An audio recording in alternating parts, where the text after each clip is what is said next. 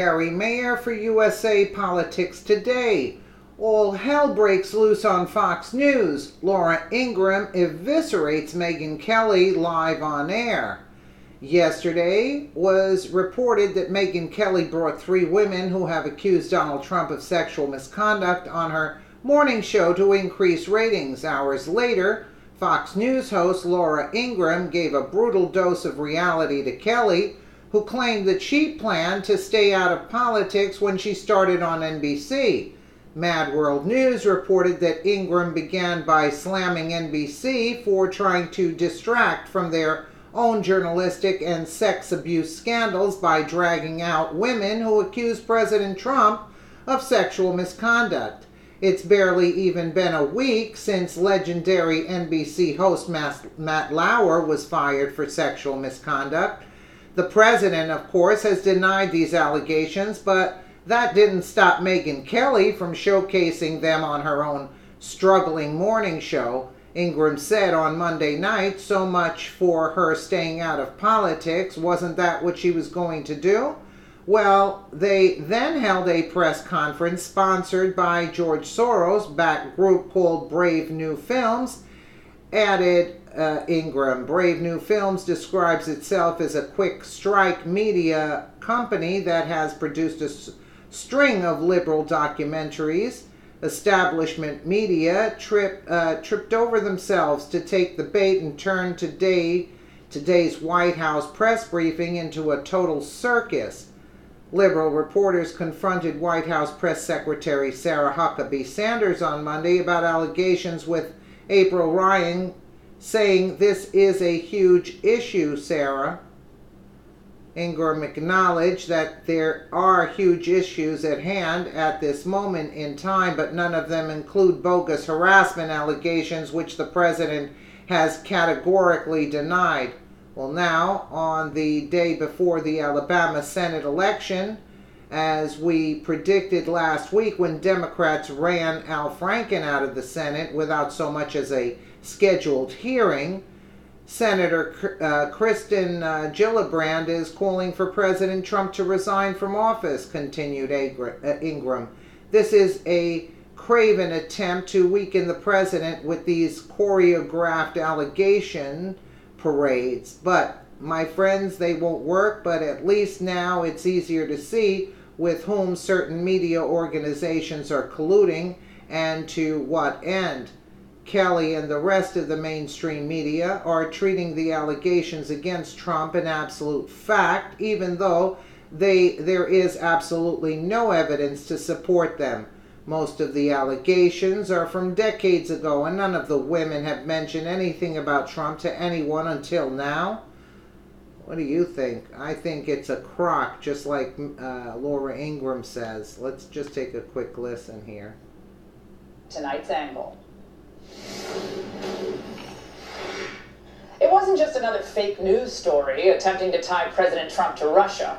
CNN's disgraceful reporting of last week seems like a watershed moment, a blatant example of the establishment media's reckless coverage of the so-called Russia collusion story. On Friday, you'll recall, CNN reported that WikiLeaks tried to share hacked documents with the Trump campaign and Don Trump Jr. back in September of 2016. And that report was quickly picked up by other news organizations.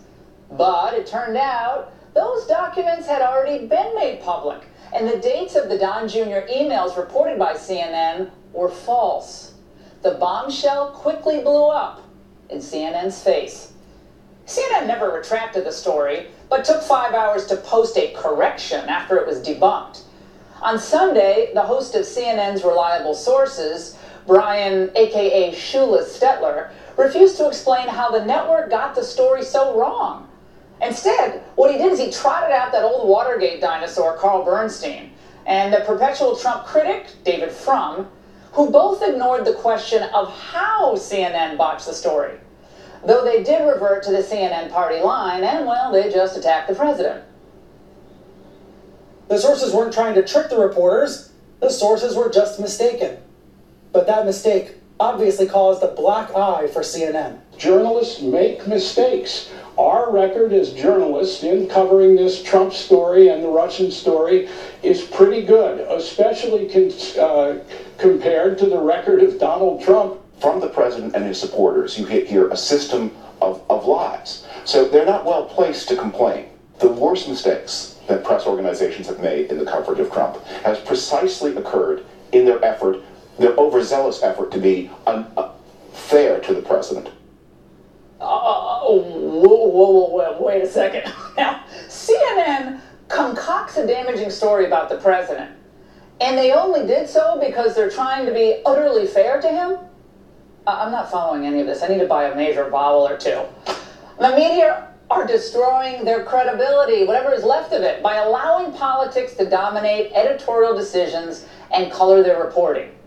This is no way to build public confidence. And by the way, it's not just CNN.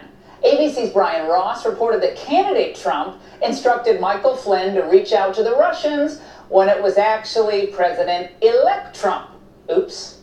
The Washington Post reporter, Dave Weigel, let's not forget him, he tweeted a photo from the Trump rally in Florida on Friday showing lots and lots of empty seats. Didn't look good. Turns out he took the picture before the audience had actually entered the arena. That's cute. He did apologize later. But not surprisingly, polls show the American public is losing faith in how the media are covering Trump. A Quinnipiac poll last month found 58% of American voters disapprove of the way the media covers the president, while only 38% approve.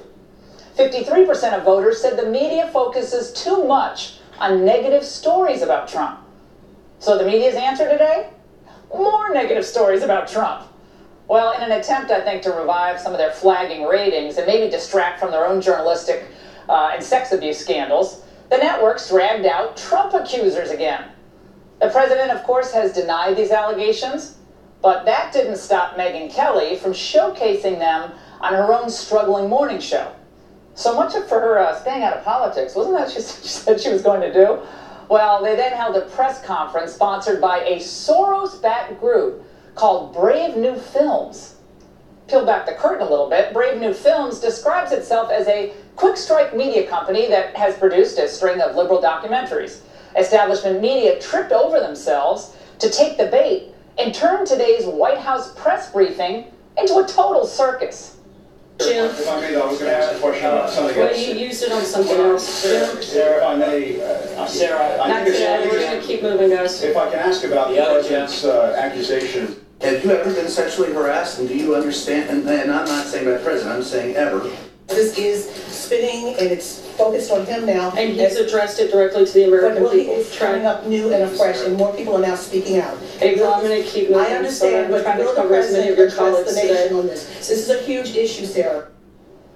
And North Korea, but this is a huge issue. Yeah, it's a huge issue for a media obsessed with driving Trump from office at all costs. Well, now, on the day before the Alabama Senate election, as we predicted last week when Democrats ran Al Franken out of the Senate without so much as a scheduled hearing, Senator Kirsten Gillibrand is calling for President Trump to resign from office. This is a craven attempt to weaken the president with these choreographed allegation parades. But, my friends, they won't work. But at least now it's easier to see with whom certain media organizations are colluding and to what end. And that's the angle. Absolutely. And you know it's Soros funded, so Soros is paying off these women. Let me know what you guys think in the comments below. And again, thank you so much for watching.